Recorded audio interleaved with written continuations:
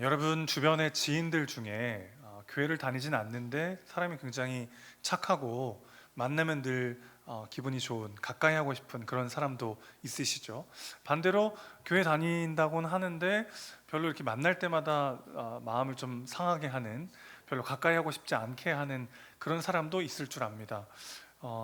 이기적 신자와 이타적 불신자가 공존할 때 우리는 그럴 때마다 당황하거나 혼란을 느끼는 경우가 종종 있죠.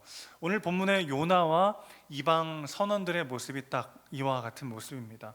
이방 선원들은, 지금 그 선장을 비롯한 그 선원들은요, 요나를 계속 배려하고 인내하면서 시종일관 따뜻하게 대하고 있어요. 반면에 요나는 계속해서 아나무인격의 태도를 가지고 있습니다. 자, 오늘 7절을 말씀을 보면 그들이 이제 제비를 뽑습니다. 제비를 뽑았는데 요나가 나왔어요. 이 제비 뽑기라고 하는 거는 고대 사회에서 신의 뜻을 분별하는 대표적인 방식이었습니다. 그러니까 지금 이런 자기들도 보도 듣도 못한 이 엄청난 풍랑이 몰아친 이유가 뭔가, 반드시 신이 노하셔서 우리에게 이런 지금 어려움이 있을 텐데, 그럼 누구 때문인가를 알아보기 위해서 제비를 뽑았어요. 그런데 딱 요나가 나왔습니다. 그러면 일단 막 주먹부터 나가고 요나에게 막 욕을 하면서 원망해도 전혀 이상할 것이 없는 상황이란 말이죠. 그들은 요나 때문에 완전히 다 파산하고 말았어요. 배를 가볍게 하기 위해서 자기 물건들을 다 바다에 던져버렸습니다. 그런데 그 원인이 요나에게 있다고 지금 드러난 거예요. 그러면 사실은 요나에게 원망하고 비난하면서 막 공격적으로 그를 대우해도 사실 이해가 될 만한 상황입니다. 그런데 그들은 요나를 계속해서 인격적으로 대하고 있어요. 8절 보실까요? 요나에게 이렇게 물어요. 청하건대, 이 말 자체가 참 따뜻하죠. 청하건대 이 재앙이 누구 때문에 우리에게 임하였는지 말하라, 이렇게 이야기하고 있어요. 시종일관 요나를 굉장히 따뜻하고 인격적으로 대하고 있는 모습을 보는 거죠. 반면에 요나는 어떻습니까? 미안하다는 말 한마디가 없어요. 지금 자기 때문에 이 사단이 벌어졌는데 진짜 사람이 염치가 없죠. 미안하다는 말 한마디 없고 자기가 누구고 나는 어떤 사람인지를 막 당당하게 이야기를 합니다. 여러분, 하나님을 믿지 않는 자들이 하나님을 인격적으로 만났다고 말하는 사람들보다 더 이타적이고 정의로울 수 있을까요? 이건 물어볼 필요 없어요. 이미 우리가 경험했기 때문에. 그런 사람들이 이미 있잖아요. 이걸 어떻게 설명할 수 있을까요? 하나님이 어떤 그 한 사람의 민족이나 종교나 그가 갖고 있는 신념과 무관하게 인류 전체에게 지혜와 선과 아름다움을 선물로 내려주셨습니다. 모든 인간을 하나님의 형상대로 지었기 때문에 인간 안에는 죄로 인해 망가졌지만 하나님의 속성이 담겨 있어요. 그리고 하나님께서 우리에게 일반 은총이라고 하는 일반적 은혜의 차원에서 우리에게 그런 선과 아름다움을 담아 놓으셨단 말이죠. 그래서 때로는 입에 담기조차 흉악한 범죄, 힘든 흉악한 범죄들이 이 세상 가운데 일어나기도 하지만 그래도 세상이 살만하다고 느껴지는 이유가 바로 이 일반 은총 때문인 거죠. 하나님을 믿지 않는 자들에게도 어떤 선한 마음이라든지 예술적 감각이라든지 각종 솜씨와 재능들을 하나님은 주셨습니다. 이것은 하나님의 자비와 은혜의 선물이죠. 이것은 일반적인 것이기도 합니다. 즉 하나님이 믿는 자와 믿지 않는 자 모두에게 주시는 것이 이 일반 은총이라고 할 수 있겠는데, 이런 일반 은총으로 인해서 비신자들은 하나님을 모르면서도 종종 신자들보다 더 의롭고 정의롭게 행동하곤 하는 거죠. 반면에 신자라 할지라도 여전히 그 안에 남아있는 죄로 인해서 하나님을 믿는 자에게 전혀 어울리지 않는 행실을 보일 때도 있다라는 거죠. 굉장히 이타적이고 사랑이 많은 불신자를 만날 수도 있고, 신자라고 하면서도 이기적이고 뭔가 정의롭지 못한 사람을 만날 수도 있다는 겁니다. 그런데 사실 이것만으로는 오늘 요나의 행동을 다 설명하기가 뭔가 부족해 보여요. 여러분, 복음이 우리 안에 들어와서 우리를 변화시킵니다. 사람은 잘 안 변하잖아요. 그런데 복음만은 사람을 변화시키게 되어 있어요. 그런데 구체적으로 복음이 변화시키는 건 우리의 정체성입니다. 정체성.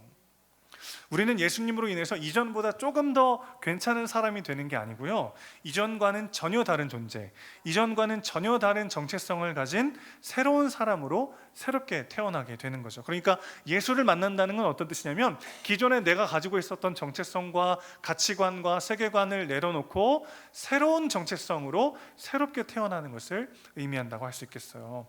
문제는 인간이 가지고 있는 정체성이라는 게 그렇게 단순하지가 않다는 겁니다. 우리는 여러 가지 정체성을 가지고 있고 그것들이 서로 충돌하기도 하고 서로 시너지를 내기도 해요.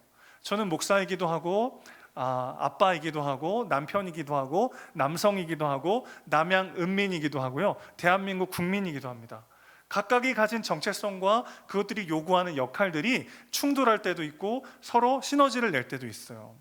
우리는 오늘 본문 속에서 요나 안에 있는 이 여러 정체성들이 충돌하면서 여전히 자기 스스로가 주인되어 살고 있는 영역이 드러나게 되는 것을 보게 될 것입니다. 그래서 오늘 본문을 통해서 이 세 가지를 말씀드릴 텐데요, 첫 번째는 정체성을 이루는 요소들이 무엇인지를 살펴보도록 할게요. 그리고 두 번째는 그 요소들이 어떤 방식으로 작동하는가에 대해서 말씀드리겠습니다. 그리고 마지막 세 번째는 그리스도인의 정체성은 그렇다면 어떤 것이 되어야 하는가 말씀을 드릴게요. 정체성을 이루는 요소들과 그것이 작동하는 방식, 그리고 그리스도인의 정체성은 무엇이 되어야 하는가, 본문을 통해서 함께 말씀을 나누도록 하겠습니다.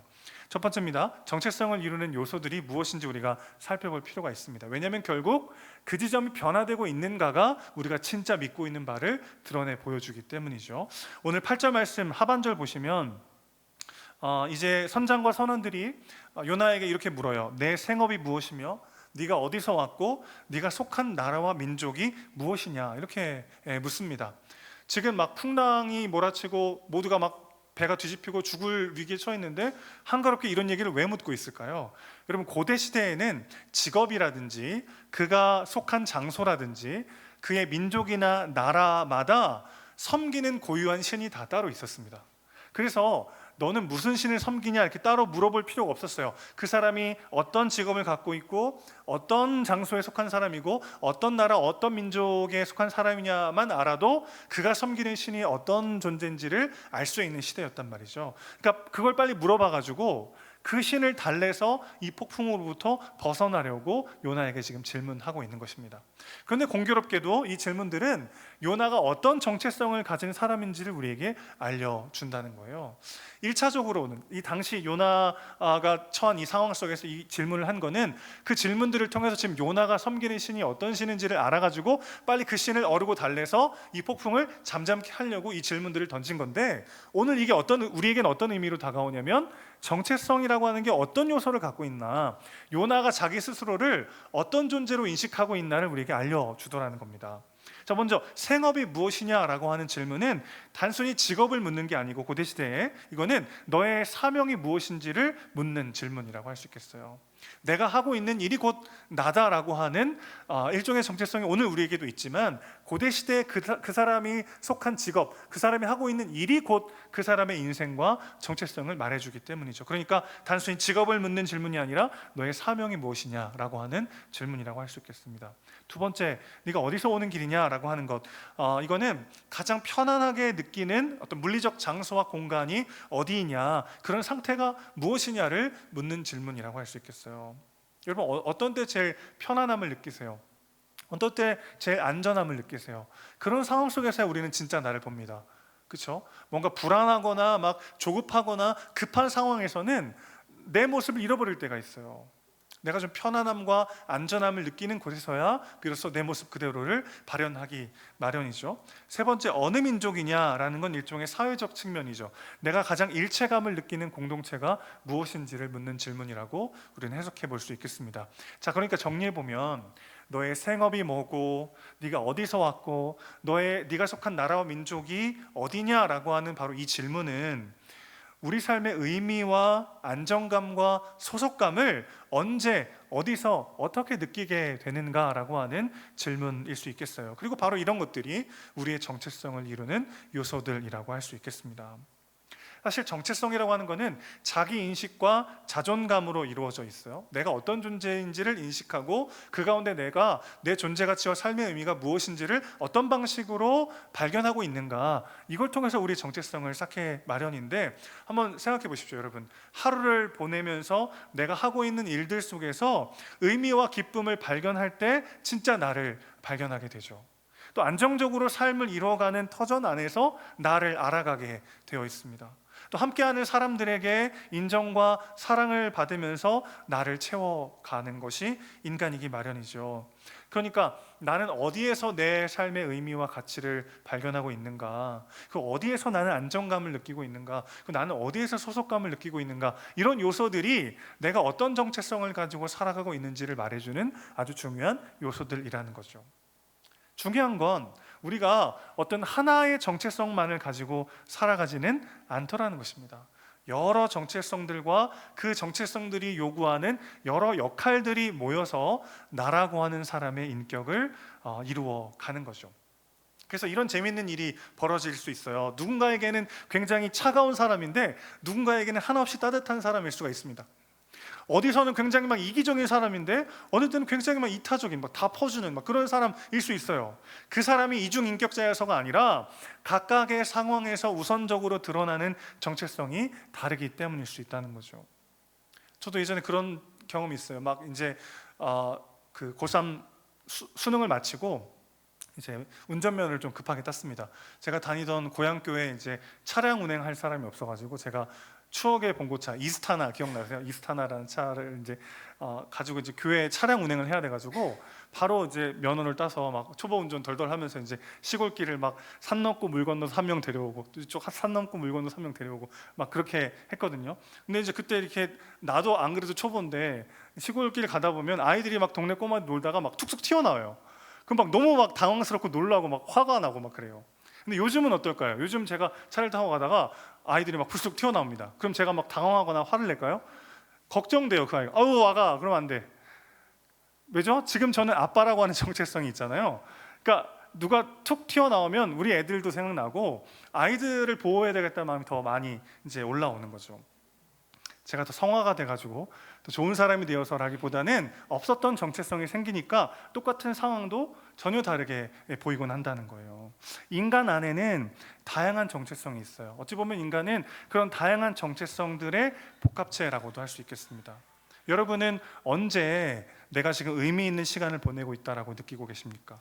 어디에서 나의 안정감을 두고 계세요?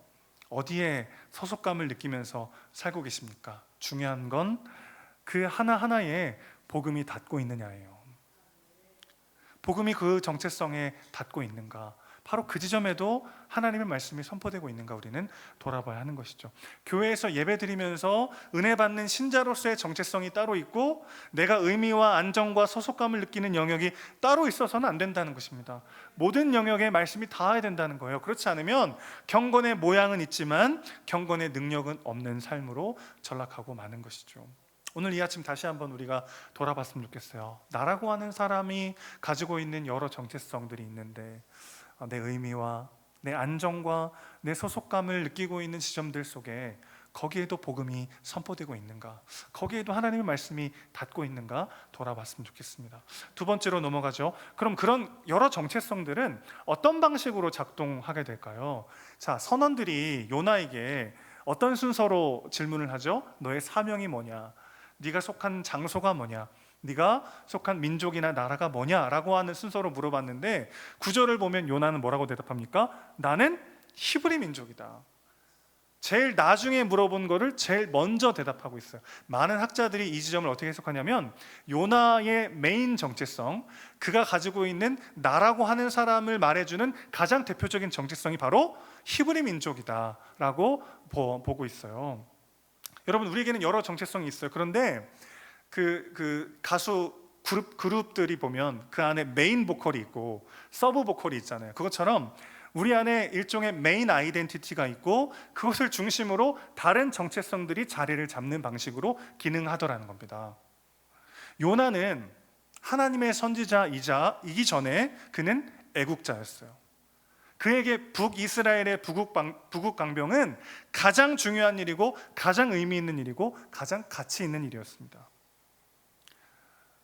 사실 나라와 민족을 사랑하는 것 자체는 나쁜 일이 아니죠. 좋은 일이죠, 그렇죠? 그런데 어떤 특정 정체성이 그리고 그 안에 담긴 가치가 내 존재의 중심을 차지하게 될 때 브레이크를 상실하고 폭주하게 될 가능성이 항상 열려 있게 되는 거죠. 요나는 그래서 어떻게 되냐면 일종의 극단적인 민족주의자가 됩니다. 그래서 자기 민족이 아닌 이방인들에 대해서는 철저히 무관심한 사람이 되고 말아요. 이 풍랑 가운데 지금 자신 때문에 다 죽게 생겼는데 이 뻔뻔함과 무례함은 어디서부터 나오는 겁니까? 그의 주된 정체성이 바로 나는 히브리인이다, 여기에 있었기 때문에 그의 냉소와 이기심이 막 터져 나오고 있는 거죠.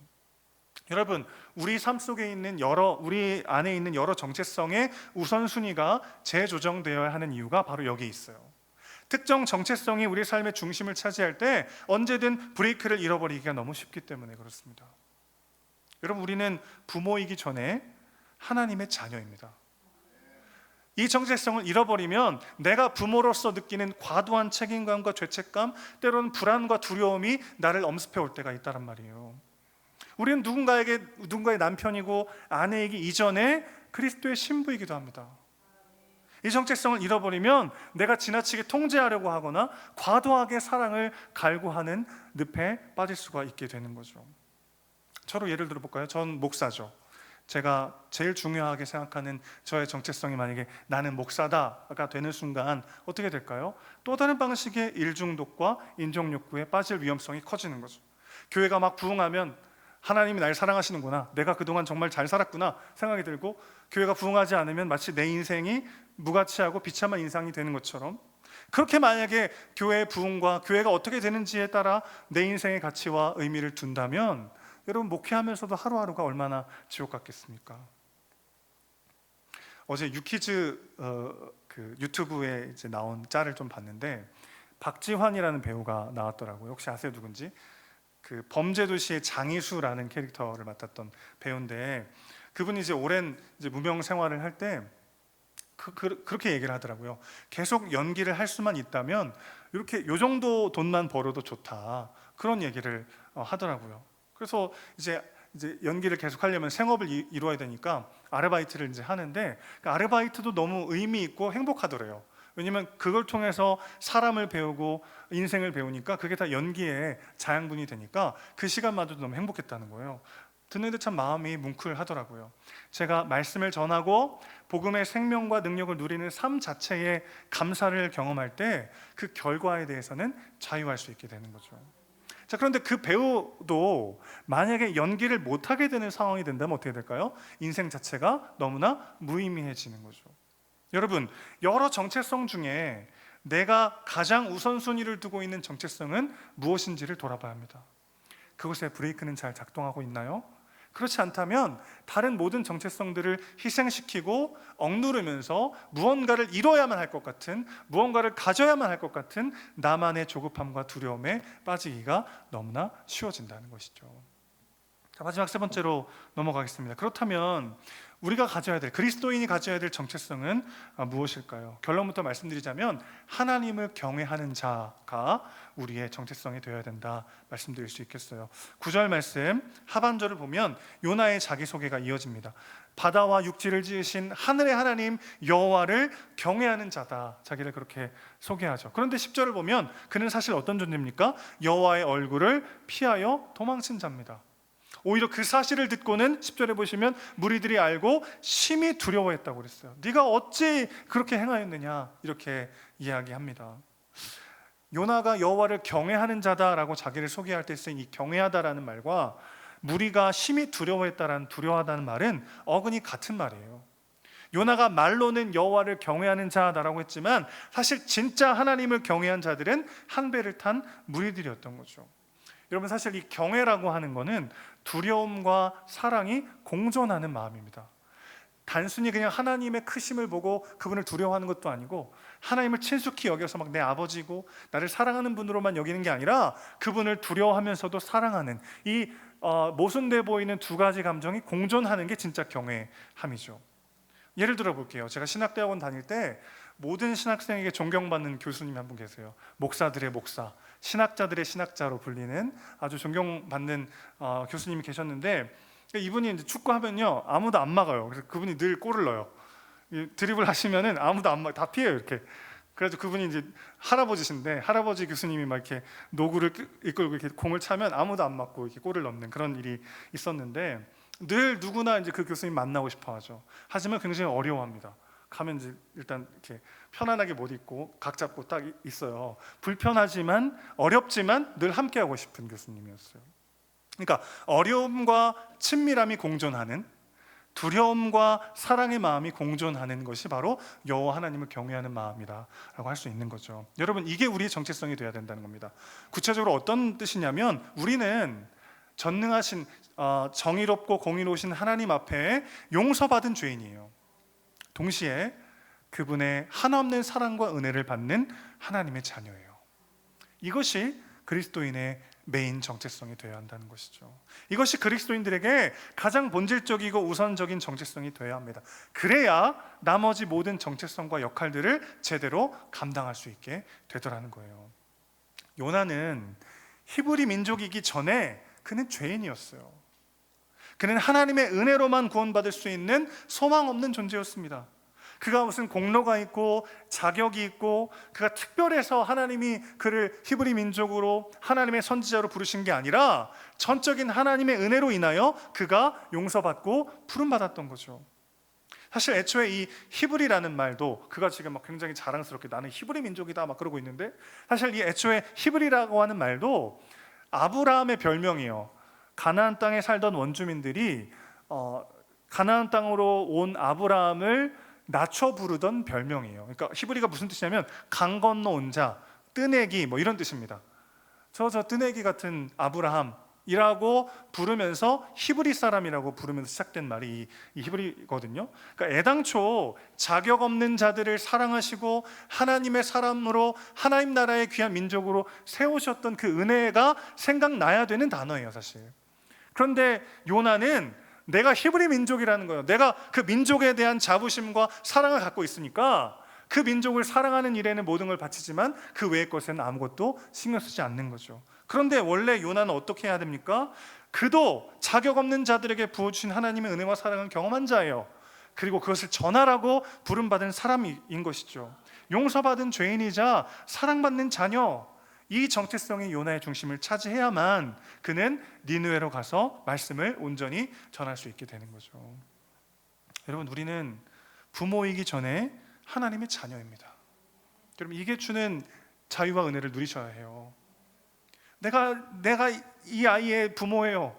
그게 내 삶의 메인 정체성이 되면 어떻게 됩니까? 거의 100% 과도한 책임감이 몰려올 때가 있고, 내가 이 아이를 정말 제대로 키우지 못한 건 아닌가라고 하는 죄책감이 나를 막 사로잡을 때가 있어요. 그러나 그건 하나님의 자리를 대신하는 겁니다. 나는 이 아이의 부모이기 전에 하나님의 자녀고 이 아이도 하나님의 자녀라는 것을 우리는 선포해야 되는 것이죠.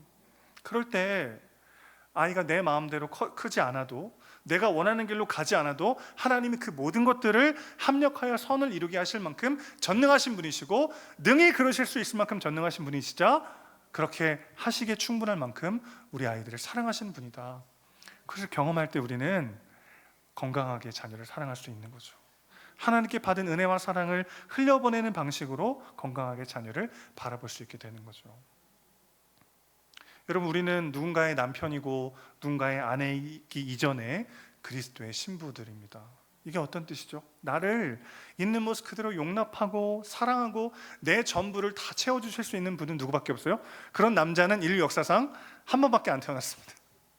예수 그리스도밖에 안 계세요. 그리고 그분이 나의 모든 것을 아십니다. 그리고 그분이 나의 모든 것을 책임지시는 분이십니다. 그 사랑 안에 거할 때 우리의 배우자는 어떤 눈으로 바라볼 수 있게 되죠?